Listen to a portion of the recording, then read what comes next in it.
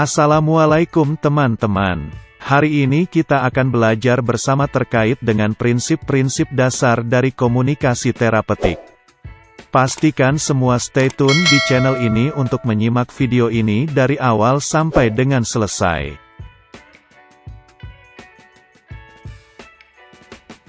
Komunikasi merupakan proses yang sangat penting dan berarti dalam hubungan antar manusia. Pada profesi keperawatan, komunikasi menjadi lebih bermakna karena merupakan metode utama dalam mengimplementasikan proses keperawatan. Komunikasi merupakan suatu hal yang tidak bisa lepas dari kehidupan sehari-hari, tak terkecuali tenaga kesehatan dengan pasien. Perawat yang memiliki keterampilan berkomunikasi secara terapeutik tidak saja akan mudah menjalin hubungan rasa percaya dengan pasien, mencegah terjadinya masalah ilegal, memberikan kepuasan profesional dalam pelayanan keperawatan dan meningkatkan citra profesi keperawatan serta citra rumah sakit. Komunikasi dalam bidang keperawatan merupakan proses untuk menciptakan hubungan antara tenaga kesehatan dan pasien untuk mengenal kebutuhan pasien dan menentukan rencana tindakan serta kerjasama dalam memenuhi kebutuhan tersebut. Oleh karena itu komunikasi terapeutik memegang peranan penting memecahkan masalah yang dihadapi. Pada dasarnya komunikasi terapeutik merupakan komunikasi proporsional yang mengarah pada tujuan yaitu penyembuhan pasien. Pada komunikasi terapeutik terdapat dua komponen penting yaitu proses komunikasinya dan efek komunikasinya. Sebelum melakukan komunikasi terapeutik, terlebih dahulu harus memahami prinsip yang menjadi dasar sebuah komunikasi terapeutik. Maka dari itu video kita kali ini akan membahas mengenai komunikasi terapeutik dengan prinsip-prinsip dasar yang terdapat di dalamnya. Baik, kita bahas sekilas terkait definisi dari komunikasi terapeutik. Komunikasi terapeutik merupakan komunikasi yang direncanakan secara sadar, mempunyai tujuan dan kegiatannya difokuskan untuk menyembuhkan pasien. Komunikasi terapeutik merupakan media untuk saling memberi dan menerima antar perawat dengan pasien. Komunikasi terapeutik berlangsung secara verbal dan non-verbal. Dalam komunikasi terapeutik harus ada tujuan spesifik, batas waktu, berfokus pada pasien dalam memenuhi kebutuhan pasien, ditetapkan bersama-sama, komunikasinya secara timbal balik, berorientasi pada masa sekarang, dan saling berbagi perasaan agar memudahkan penyembuhan.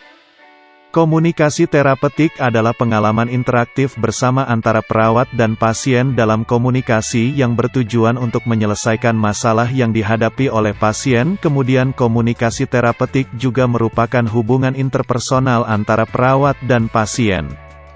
Dalam hubungan ini perawat dan pasien memperoleh pengalaman belajar bersama dalam rangka memperbaiki pengalaman emosional si pasien. Di sisi lain komunikasi terapeutik juga merupakan hubungan terapeutik di mana hubungan ini merupakan bentuk kerjasama yang ditandai tukar-menukar perilaku, perasaan, pikiran dan pengalaman dalam membina hubungan antar pasien dan perawat yang terapeutik.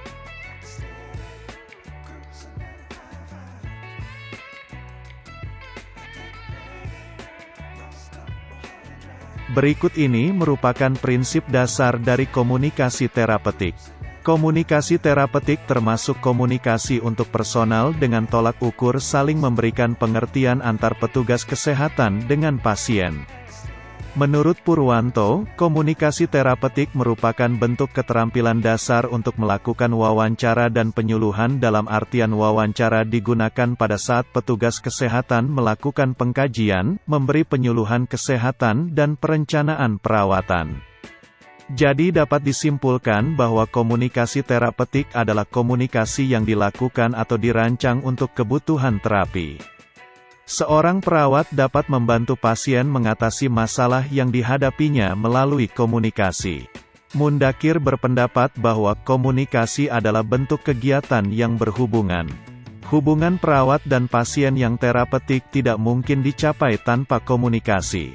Hubungan terapeutik sebagai pengalaman belajar baik bagi pasien maupun bagi perawat yang diidentifikasi dalam 4 tindakan yang harus diambil antara perawat dan pasien, yaitu, yang pertama tindakan diawali oleh perawat, yang kedua respon reaksi dari pasien, yang ketiga interaksi di mana perawat dan pasien mengkaji kebutuhan dari pasien, dan yang keempat adalah transaksi di mana hubungan timbal balik pada akhirnya dibangun untuk mencapai tujuan hubungan yang terapeutik.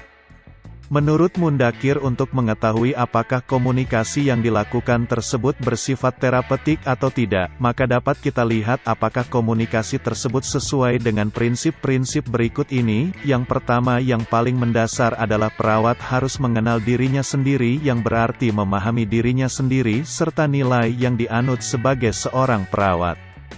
Yang kedua, komunikasi harus ditandai dengan sikap saling menerima, saling percaya dan saling menghargai antara perawat dan pasien. Yang ketiga, perawat harus memahami, menghayati nilai dan norma yang dianut oleh pasien. Keempat, perawat harus menyadari pentingnya kebutuhan pasien baik fisik maupun mental. Berikutnya, yang kelima, perawat harus menciptakan suasana yang memungkinkan pasien memiliki motivasi untuk mengubah dirinya baik sikap maupun tingkah lakunya sehingga tumbuh semakin matang dan dapat memecahkan masalah-masalah yang dihadapi.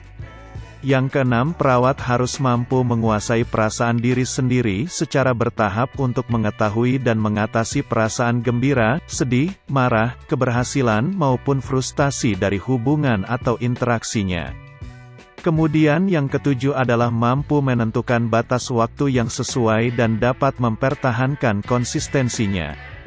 Selanjutnya yang kedelapan, memahami betul arti dari empati sebagai tindakan yang terapeutik dan sebaliknya simpati bukan tindakan yang terapeutik. Yang kesembilan adalah kejujuran dan komunikasi terbuka merupakan dasar dari hubungan terapeutik. Kemudian yang ke-10 adalah mampu berperan sebagai role model agar dapat menunjukkan dan meyakinkan orang lain tentang kesehatan. Oleh karena itu, perawat perlu mempertahankan suatu keadaan sehat baik fisik, mental, sosial, spiritual, dan gaya hidup. Kemudian yang ke-11 disarankan mengekspresikan perasaan yang dianggap mengganggu. Selanjutnya yang ke-12, perawat harus menciptakan suasana yang memungkinkan pasien bebas untuk berkembang tanpa rasa takut. Selanjutnya yang ke-13 adalah altruisme, yaitu mendapatkan kepuasan dengan menolong orang lain secara manusiawi. Yang ke-14 adalah berpegang pada etika dengan cara berusaha sedapat mungkin mengambil keputusan berdasarkan prinsip kesejahteraan manusia. Dan yang ke-15 adalah bertanggung jawab dalam 2 dimensi, yaitu tanggung jawab terhadap dirinya atas tindakan yang dilakukan dan tanggung jawab terhadap orang lain tentang apa yang telah dikomunikasikan.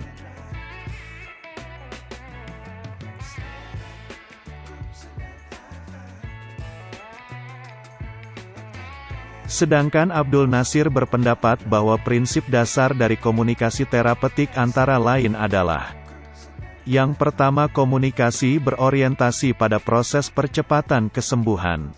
Setiap pesan komunikasi mempunyai tujuan tertentu atau makna tertentu di mana perawat harus dapat memprediksikan bagaimana cara berkomunikasi. Saat perawat berkomunikasi dengan pasien, maka semua percakapan berorientasi bagaimana percakapan ini bisa mendukung perawat mendapatkan masukan yang berharga dalam menentukan sikap dan tindakan. Komunikasi yang terjadi antara perawat dan pasien merupakan komunikasi yang mengarah pada penemuan masalah keperawatan melalui pengkajian sampai evaluasi dari hasil tindakan yang telah dilakukan oleh perawat kepada si pasien. Kemudian yang kedua, komunikasi terstruktur dan direncanakan. Perawat yang akan melakukan komunikasi dengan pasien sudah merencanakan cara-cara yang akan dilakukan atau hal-hal yang akan dikomunikasikan kepada pasien. Perawat harus mempersiapkan materi yang akan disampaikan dengan matang. Untuk itu dibutuhkan strategi pelaksanaan komunikasi yang baik. Strategi ini menuntun dan memberi petunjuk, serta mengarahkan perkataan apa saja yang akan disampaikan kepada pasien. Selanjutnya yang ketiga, komunikasi terjadi dalam konteks topik, ruang dan waktu. Saat berkomunikasi dengan pasien, perawat harus memiliki topik yang dibutuhkan oleh pasien sesuai dengan keluhan yang dirasakan atau masalah pasien. Oleh karena itu, perawat harus mampu beradaptasi dengan keunikan pasien.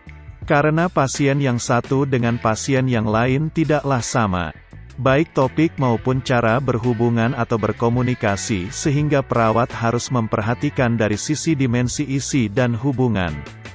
Perawat harus memprediksi dan menentukan isi pesan apa yang akan disampaikan kepada si pasien. Isi pesan yang disampaikan harus dapat memberikan efek terapeutik bagi pasien.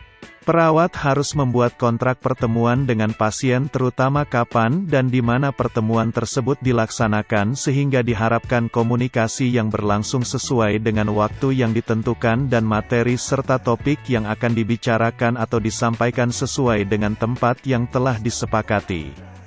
Selanjutnya yang keempat adalah komunikasi memperhatikan kerangka dari pengalaman si pasien. Dalam proses komunikasi, perawat harus memperhatikan kondisi emosional dari pasien sehingga dalam berkomunikasi perawat mampu menempatkan diri dalam melakukan interaksi.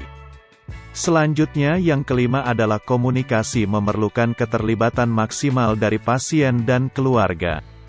Untuk mempercepat proses penyembuhan, pasien dan keluarga harus mengikuti pesan yang disampaikan perawat.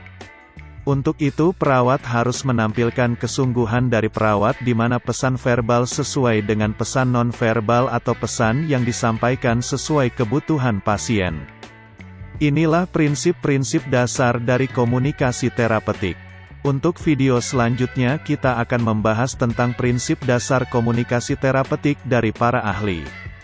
Stay tune terus di channel Kompeten dan pastikan teman-teman telah mendukung channel ini dengan cara menekan tombol lonceng atau subscribe, like, dan memberikan komentar atau masukan terkait video apa yang harus kita buat ke depannya. Terima kasih banyak dan sampai jumpa kembali. Wassalam.